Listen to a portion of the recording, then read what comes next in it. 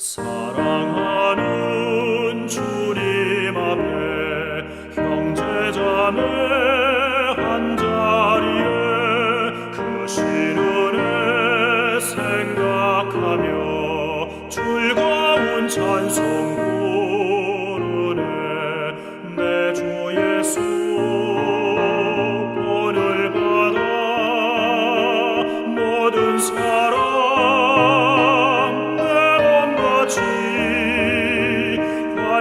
근심 위로하고 진심으로 사랑하세. 사랑하는 주님 앞에 온갖 충성 다 바쳐서 괴로우나 즐거우나 주님만 입소서.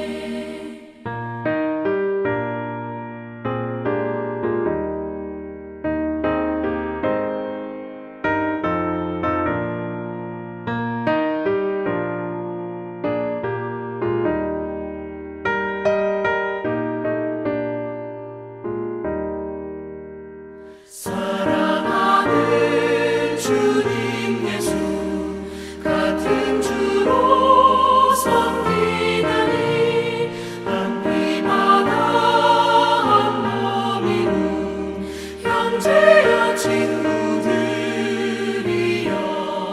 한 몸같이 친밀하고 마음으로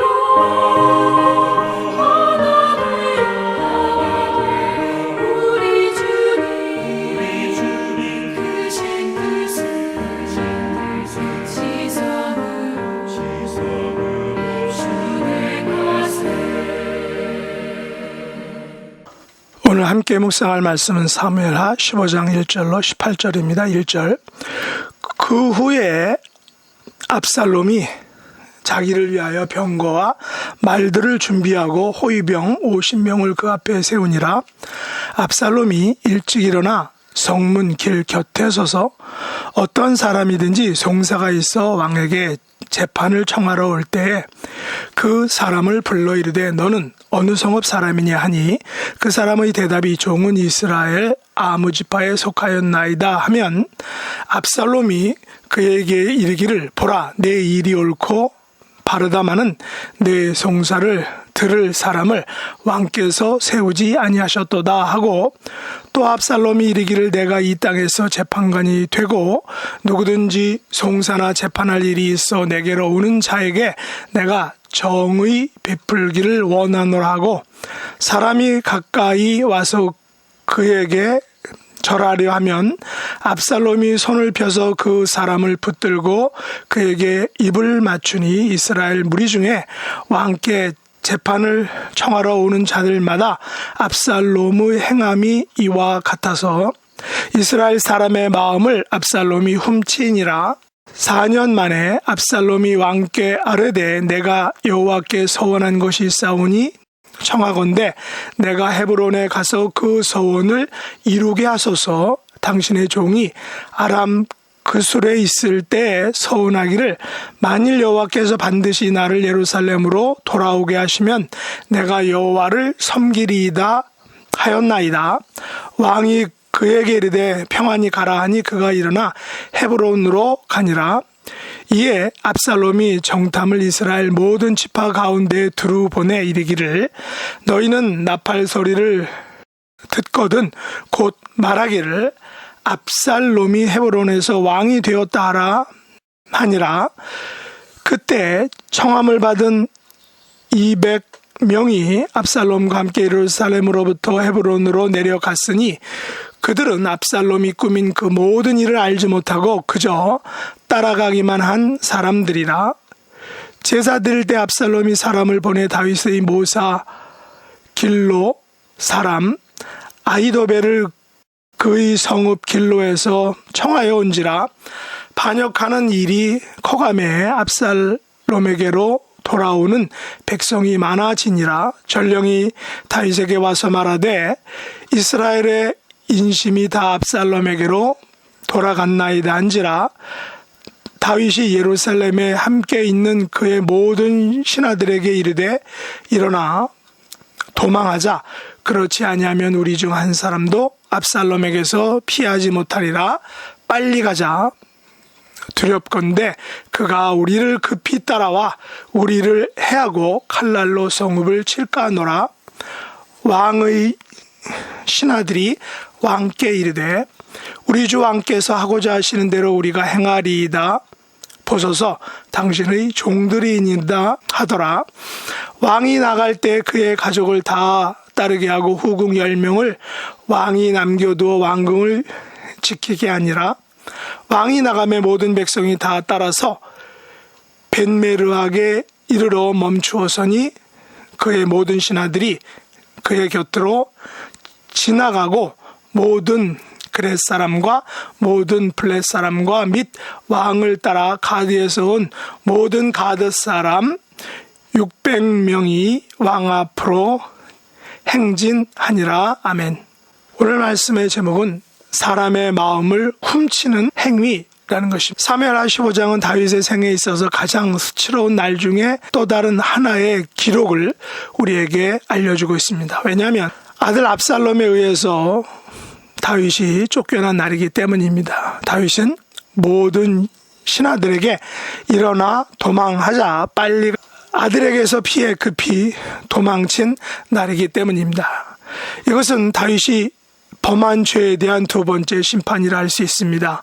충성스러운 부하 우리아를 죽인 대가일 것입니다. 그리고 아들 암논과 압살롬과 그의 이봉두인 다말 사건을 깔끔하게 처리하지 못한 대가라고도 볼 수 있습니다. 사실 다말 사건에서 이복형 암논을 죽인 압살롬에 대한 법적인 처리를 깔끔하게 해야 했었는데 다윗은 사사로운 온정에 이끌려 분명한 처분 없이 압살롬을 용서하고 데려오게 되었던 것입니다.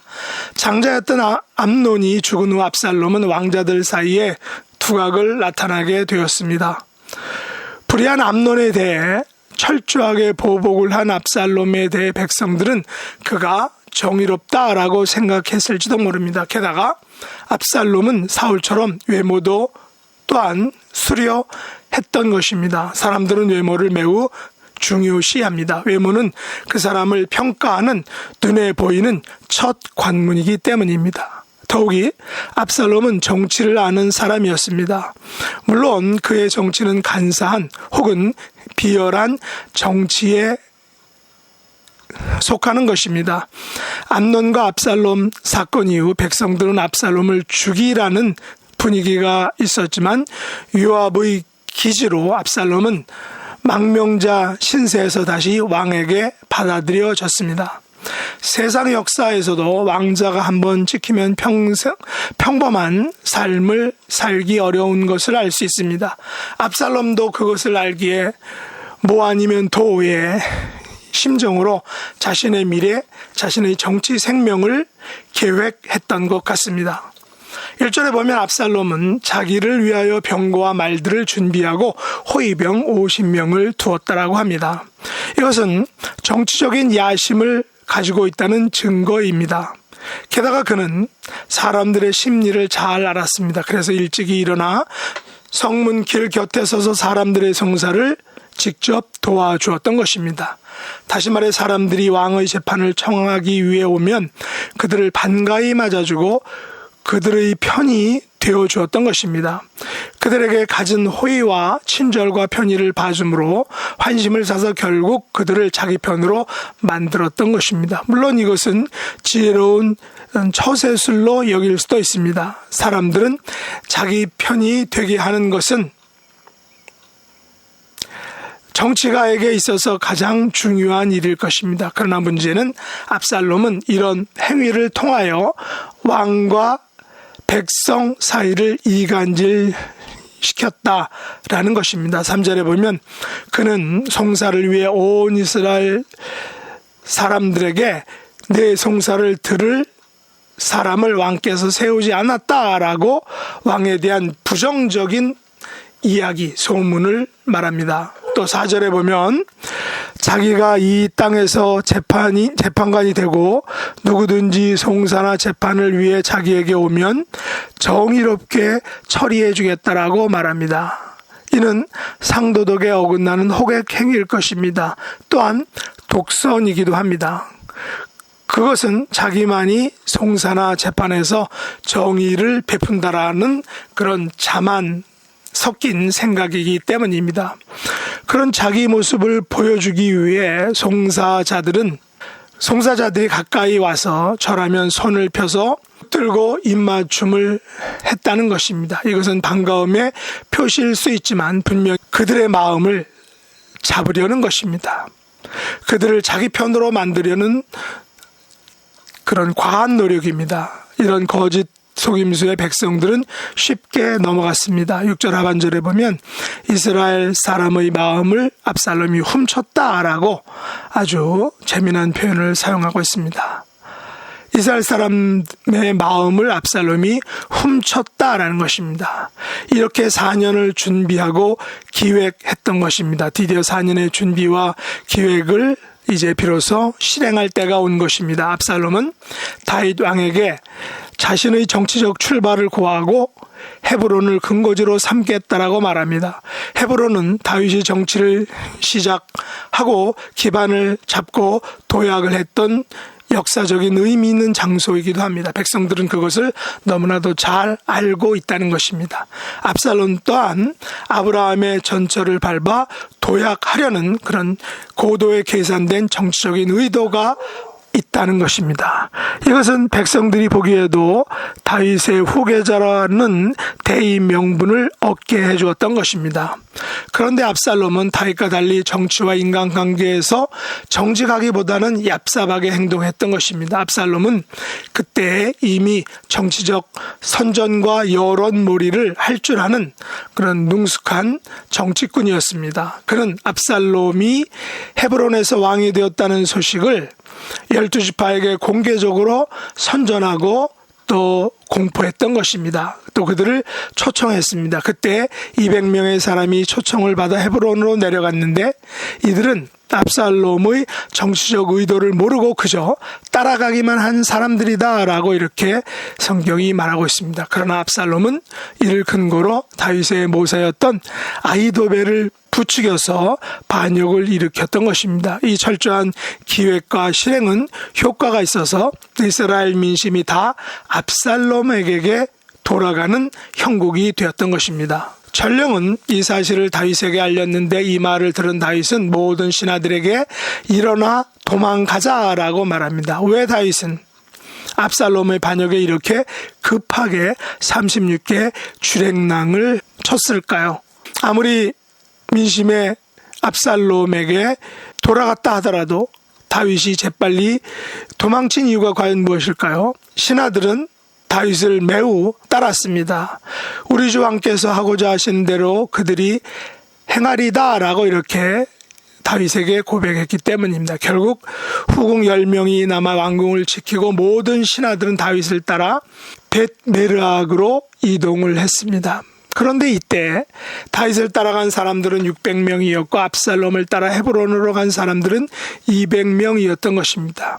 그렇다면 다윗은 아들 압살롬의 반역을 쉽게 어쩌면 진압할 수도 있었을 것입니다. 그러나 다윗은 그렇게 하지 않았습니다. 단지 일어나 도망을 쳤고 그것도 빨리 가자라고 말할 정도로 급하게 그곳을 예루살렘을 비워주게 된 것입니다. 우리는 싸워서 이기는 것만이 최선이라고 생각합니다. 그러나 다윗처럼 숫자가 많아도 싸움보다 도망을 택하는 것이 지혜로울 수 있음을 알아야 합니다. 우리는 압살롬처럼 사람들의 마음을 훔치는 얄팍한 수를 써서는 안 될 것입니다. 사람들의 마음을 훔치는 것보다 하나님 앞에 온전하고 바르게 사는 것이 더욱 중요한 일이기 때문입니다. 사람들의 마음을 훔쳐서 왕이 된 압살롬은 결국 그의 긴 머리가 나뭇가지에 걸려 죽게 되었습니다. 우리들의 남은 생애가 사람들의 마음을 훔치는 일이 아닌 하나님의 마음을 훔치는 복된 삶이 될 수 있기를 예수님의 이름으로 축복합니다. 기도하겠습니다. 하나님 아버지, 저희들은 사람들의 마음을 훔치는 것에 집중합니다. 그러나 하나님의 마음을 훔치는 성도가 되기를 원합니다. 사람들의 마음을 쉽게 변하여 아들이 아버지에게 반역을 하지만 하나님의 마음을 영원토록 변함이 없으신 줄 저희들이 믿고 감사드립니다. 저희들의 삶에서 하나님만을 위하여 하나님에게 집중하는 복된 삶이 되게 하여 주시고 육신의 연약함, 영혼의 고통과 아픔 속에서 간절히 기도하며 병 낫기를, 치유받기를, 기적을 바라는 하나님의 자녀들에게 이 시간 성령님께서 역사해 주시고 하나님의 치유의 광선을 발하여 주옵소서. 예수 그리스도의 보혈의 능력을 덧입어서 깨끗하게 회복시켜 주옵소서. 예수님의 이름으로 간절히 기도드립나이다. 아멘.